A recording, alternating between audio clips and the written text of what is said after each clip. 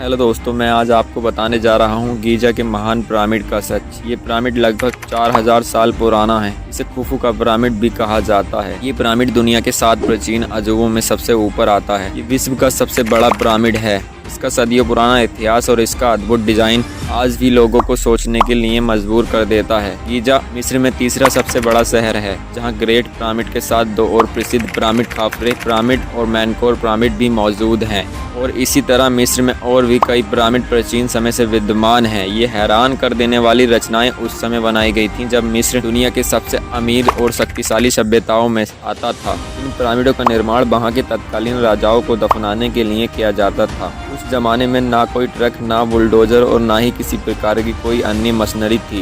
इसके बावजूद इतनी विशाल रचनाओं को बनाना आज सबको हैरान करता है। हजारों साल से खड़े गीजा के पिरामिड ना जाने कितने तूफान, भूकंप और बरसात झेल चुके हैं, लेकिन फिर भी जस से तस खड़े हैं। दुनिया के 7 अजूबों में शामिल गीजा का महान पिरामिड सबसे पुराना है। ये पिरामिड 4000 सालों से दुनिया की सबसे ऊंची बनावट है, जिसे 2560 ईसा पूर्व करीब बनवाया गया था।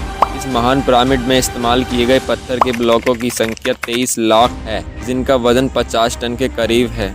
मिस्र के इन महान पिरामिडों को ऐसी जगह बनवाया गया है कि इन्हें इजराइल के पहाड़ों से भी देखा जा सकता है और माना जाता है कि पिरामिड चांद से भी दिखते हैं। और यदि इसके पत्थरों को 30 सेंटीमीटर मोटे टुकड़े में काट दिया जाए तो इनसे फ्रांस के चारों ओर 1 मीटर ऊंची दीवार बन सकती है। अब आपके मन में एक सवाल तो आ ही रहा होगा, इतने महान पिरामिडों के लिए पत्थर कहाँ से आए थे? तो ये कहा जाता है कि पिरामिडों के निर्माण के लिए पत्थर आसपास के एरिया से लाए जाते थे, जो इन पिरामिडों से लगभग 800 किलोमीटर दूर दक्षिणी मिस्र के आसमान में मौजूद थे। और इन पत्थरों को काटने के लिए मिस्रवासी कॉपर से बने टॉल्स का इस्तेमाल करते थे और ज़्यादा हार्ड पत्थरों को तोड़ने के लिए डलराइट का इस्तेमाल करते थे। और कुछ पत्थर ज़्यादा ही हार्ड होते थे तो ये लोग इन पत्थरों को तोड़ने के लिए एक बेहद अलग तरीका आजमाते थे। तो इन पत्थरों को एक दरार या छेद ढूंढते थे और उनमें लकड़ी के बने मोटे कीले को हथौड़े की मदद से अंदर डालते थे। जब इन पत्थरों में पानी डाला जाता था तो लकड़ी के कीले उस पानी को सोख कर फैल जाते थे, जिससे पत्थर टूट जाता था। एक प्राचीन यूनानी इतिहासकार हेरोडोटस के अनुसार एक महान पिरामिड खुफू को बनाने में 20 साल का समय लगा था और इसे बनाने के लिए 1 लाख मजदूरों ने काम किया था। इस धारणा को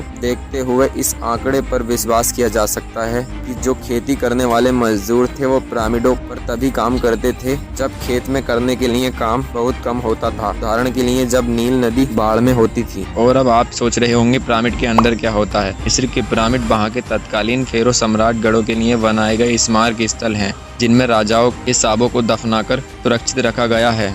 इन शावों को मम्मी कहा जाता है। उनके शावों के साथ खदान, पेय पदार्थ, वस्त्र, गहने, वाद्य यंत्र, हथियार, जानवर एवं कभी कभी सेवक सेविकाओं को भी दफना दिया जाता था, क्योंकि प्राचीन मिस्र और कुछ अन्य देश पुनर्जन्म में बहुत ज्यादा विश्वास रखते थे। उनका मानना था कि मृतक के शरीर और अन्य सामग्री को संभाल कर रखा जाना चाहिए ताकि वे अगले जन्म में उसे पा सके।